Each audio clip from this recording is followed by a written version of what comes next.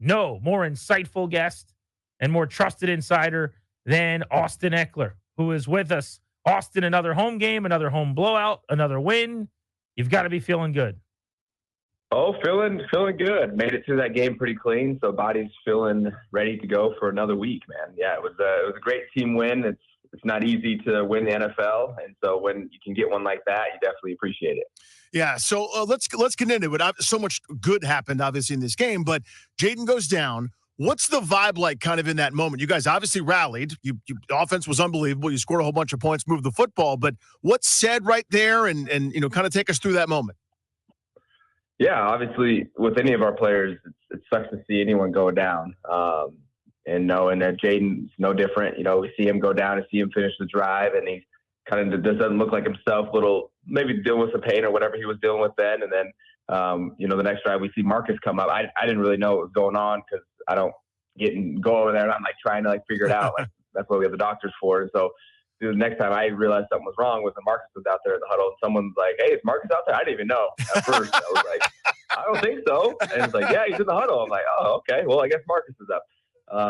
And I mean, for us, nothing skips a beat. We have to continue to play, regardless of what's going on. You don't even really have time to be like, "Oh, I wonder what happens." It's like, okay, well, if Marcus is up, let's go, let's roll. I actually had something similar happen with Tyrod Taylor and Justin Herbert, with Justin's rookie year. Mm-hmm. And in his second game, all of a sudden, first kickoff or first play, Justin's out there. I'm like, what the hell? Why is Justin out here? But it's, one of those things where, things happen, injuries happen, obviously, but regardless, you got to continue to go out there and play. So that was kind of our mindset. Yeah, and you guys certainly did that. What are there differences? Not just in terms of the player, obviously different players, but in terms of cadence, in terms of maybe some of the little things that we wouldn't think about, is a voice inflection different? Is there any kind of adjustment there where you got to be on your P's and Q's? Yeah, absolutely. There's a difference, 100%. Everyone kind of has their own style and their own, way of running the offense. And even being in the offense. And so Marcus is no different there. He's got his own style. But we've been working with this guy for really all of our quarterbacks for, I don't even know how long now, a few months. So, we didn't really, like I said, skip a beat when we got in there. He went in there, he led everything. He prepares every single week like he's going to be playing because that's the type of pro he is. That's why he's been around for so long. And that's why he's able to, continue to have the production that he did, even though he didn't get any of the first team reps, during the week. Yeah, I can't imagine how hard that is. Austin Ekeler with us here on Grant and Danny. And speak to that a little bit, how hard that can be, because obviously Jayden Daniels should get a lot of reps. He's a rookie. He's a starting quarterback. There's a million things that he's got to work on and continue to improve on every week. How tough is that to basically come in cold? And it took him maybe a couple throws talking about Mariota, but he was dealing thereafter. How difficult is that? Help us understand. Oh, yeah, it's definitely difficult. So, for those of you that maybe don't know, Jayden takes every single first team rep. Marcus doesn't take any of the first team reps. So what Marcus is taking, he's taking what's called the scout team. And so usually your backup quarterback is the one that runs the scout team, and you're running off of a card, and you try to in your head as players try to associate the card with a play that we have so you can continue to find some type of work in that from the mental aspect. But from the physical aspect, it's still football, right? So he's still out there running, throwing, still has to make the throws. So he's still getting his physical work in. And I guess the biggest difference is just kind of being in tune with the game plan and being in the timing with the starters and everything like that you don't really get that practice. But that's part of, being in the NFL and being able to stay in the NFL is being able to adjust on the fly. And I think this is year 10 for Marcus. Maybe even longer. So he's shown that he's been able to do that. So, and we saw it there on Sunday too. Austin, what's it like for the offense when Carolina's opening drive is rudely interrupted by Dante Fowler taking it the other way for points? What's the sideline doing? What are you guys doing on offense there in that moment when he's taking one to the house? I'm turning to the guys next to you. I'm like, "Hey, good offense," and I'm giving high fives. Right. Good offense, good job, boys. We scored. We didn't have to do it. That was. I don't even remember the last time I was a part of a defensive score. It's been a while. So that was definitely a good way to start the game. Obviously, the best way to start the game for us. And it felt like it kind of felt weird when we got out there on offense because we had already had 7 points, but it was still it was late in the game, it seemed like, just because we had points on the board. I don't even think it was really that late. I think it was like 5 minutes into the game, but it just seemed so much later because we had already had a lead, but this was the first time getting on the field. Yeah, it's a good problem to have, I'm sure. So you're such a pro, and you've been doing this for a long time, and you've been so productive. So here's something I wonder about, right? How, like, I know how a diva would do it, but I'm wondering how Austin Ekeler does it, or if you do it at all. So my rudimentary brain, just watching the game, you guys, and this isn't a complaint because the offense obviously was awesome. You guys just moved the football and scored at will. But there were a couple plays that I noticed where the ball didn't go to you, where if it had, I feel like there was so much real estate. Maybe an Austin Ekeler touchdown, at minimum kind of big gains. There was one throw in particular, went to Ertz on a 3rd and 7, maybe just shy of the sticks. I feel like you were up at the top of sort of the screen as I'm watching, but close to the sideline, all alone. How do you bring that up to somebody? Like, is it one of those gentle, like, oh, hey, by the way, who's open on that play? Me, hi. Or like, how do you do that in a way that's not a pain in the butt? How do you do it in a professional way, or do you do it at all? Yeah, when you play running back, you learn pretty quickly that you're not the number 1 or 2 or even 3 read most of the time. And there might be times where they drop you completely wide open and the quarterback's still looking down the field, because what's the quarterback trying to do? The quarterback's trying to throw the ball down the dang field. He's not trying to check it down. If he's in trouble, maybe he's trying to check it down. But if there's no pressure or anything like that, then, hey, let's continue to work it down the field. And, there's going to be times like that. And so, it's not even with running backs. I mean, you can see, probably an example every game of guys that were wide open and that for whatever reason, because it's, there was pressure or the rhythm, the first read, second read, third read kind of played itself out and you didn't get to the wide open guy. It's not easy to see everything that's going on the field. And that's why, having an elite quarterback, is a rarity nowadays, to be able to find someone who can have a rhythm, make it work, and, continue to keep the drives alive. And so, look, everyone's not perfect. There's going to be times where, hey, one got away from us. But it's something I've gotten used to as a running back. It's like, man, like, sure, they could have checked it down. But sometimes I've been like, man, he should have checked it down, and he flung it down the field, and we got like a 30-yard gain. Right. I'm like, that's why he didn't check it down, So mm-hmm. I don't play quarterback. So Marcus has to make those decisions and find out where he wants to be with the ball, and so does Jayden. So unfortunately, yeah, there's going to be plays out there where it's like, dang, probably could have got a bunch more out of that. But, hey, you never know. And that's why I'm playing running back and not quarterback. Austin, Ben Sinnott gets his first career touchdown on a catch there. And it leads me to kind of bring up the tight end spot in general. I feel like this is such an unselfish group, and I was really happy for Sinnott to be able to get a nice little bit of candy and some reward. So much blocking, so effective kind of in that way, and maybe not getting a ton of targets in that regard. So that was really cool to see him break through and get that touchdown. But, I mean, talk about that group in particular. I feel like, and again, just watching you guys play is so much fun at this point, but everybody's pitching in, everyone's pulling the rope, but I feel like the tight end spot, those guys are blocking their what's off to really help that trio of running backs you guys are who are just rolling.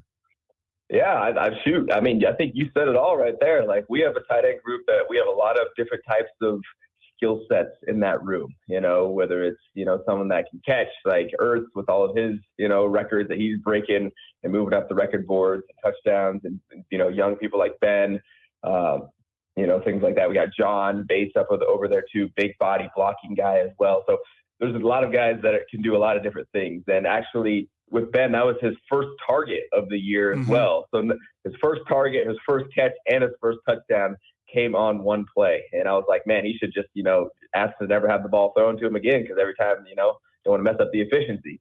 Seriously. But no, I was happy for him. We got to work on this spike and everything like that. But hey, it's the first time I remember my first touchdown. I definitely didn't have a plan, but yeah, definitely glad to have the tight end room that we have. A lot of diversity in there as far as skill sets, and a lot of them that can actually play at a high level too. So it's great.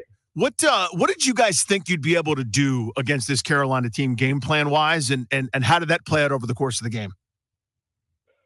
Well, I mean, for us, it's not necessarily about, hey, they're going to stop us. We think we're going to score every single time we touch the ball. Mm-hmm. So as far as our game plan is, hey, being in the right spot, staying on track, making sure we're staying efficient. We have the no huddle, so we're making sure that, we're trying to eliminate penalties, play the best ball that we could play, which comes down to us being in the right spot, being on the same page, great communication, great alignment, great assignment, great technique. There's all these little things that add up. That's why we practice as much as we do, so that it comes together. And you guys are like, man, this is really fun to watch. Looks like they're making it look easy out there.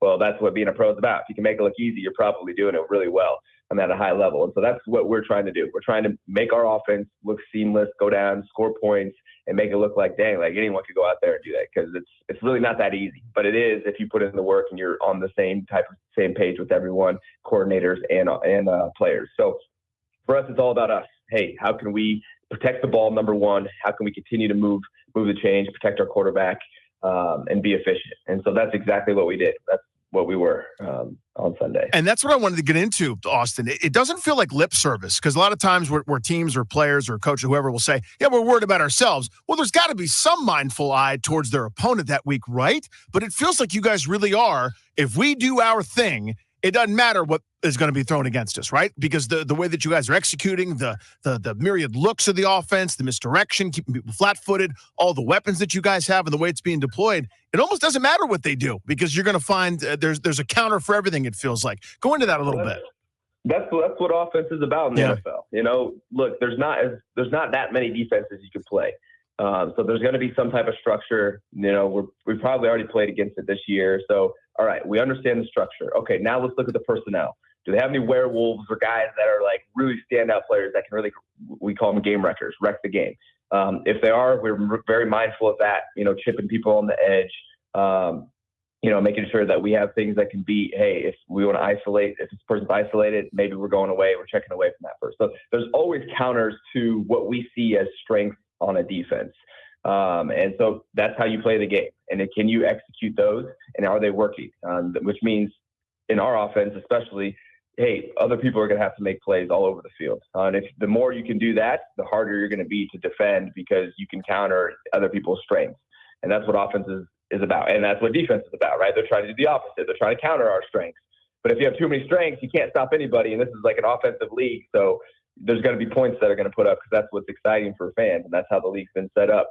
And so, you know, we're rolling right now. And we feel like, even with, you know, when Marcus went in there, you asked about that. Like, hey, what's the feeling? Like, we have, as we saw, so many people that made an impact in the game, and we've continued to have that over time. It's not just one person, like you see on some teams where it's like there's a few dominant guys, and those are the guys. And I mean, hey, some of those guys have earned that respect, but I feel like we have a very well-rounded offense with definite playmakers all over, and we're kind of exploiting that for ourselves. You certainly are. And the offense is rolling. It's dominant. It is an absolute blast to watch. Let's get into Chicago a little bit. That's a good club, seems like. They have a young quarterback in their own right. You may have heard about that. But that's a pretty good defense. That's a 4-2 team coming off a bye week here this week. What kind of challenges do they bring? Yeah, I'm on Tuesday. And, you know, we filmed on Tuesday, so I have not watched 1 second of their film. So I just know that, hey, yeah, Coach Lynn was like, hey, we have a good defense we're going to be, you know, coming up against this week. So we'll give them the respect they deserve, and we'll counter any of their werewolves they have on their team, any of their game wreckers, and we'll continue to, like I said, practice being efficient, being on the same page, communicate, play fast, good technique, good effort, high effort. That's one of the things that we preach all the time: effort, run into the ball. You never know which is going to be the play that's going to break, or you're going to need to recover a fumble.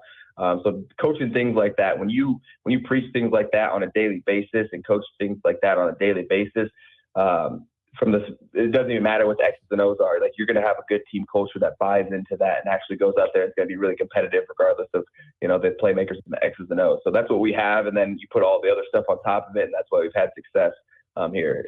Is what I believe anyway. So Bears coming in, I know it's going to be a great matchup. I know a lot of people are excited about this because, yeah, I think their quarterback's from this area too, right? Yes.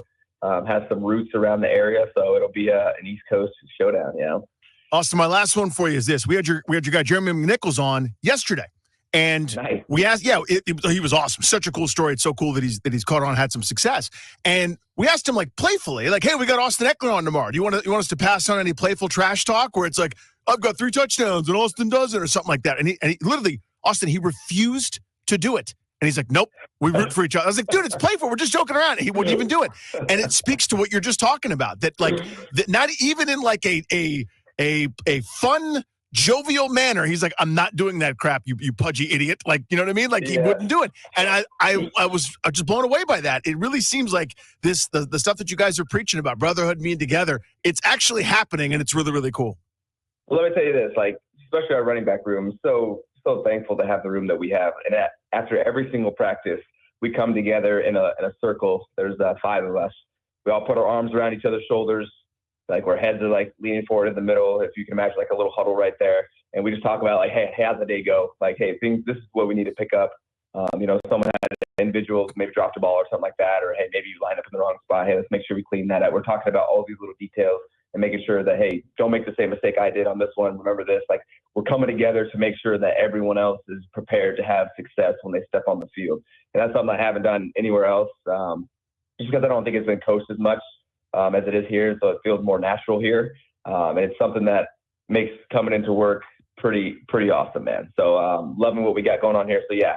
There's definitely no trash talk in our room. If there is, it's definitely friendly. Yep. I'm probably the one that probably talks the most trash, and it's probably about, not putting enough weight on the bar, in the weight room, and I'm just messing around or something like that. I don't know. Who knows? But yeah, really good culture, really good vibes. We definitely looking out for each other, and we know that this is a long season. We're gonna need all of us to come out and make plays so that we can make it through and stay at this level that we're at.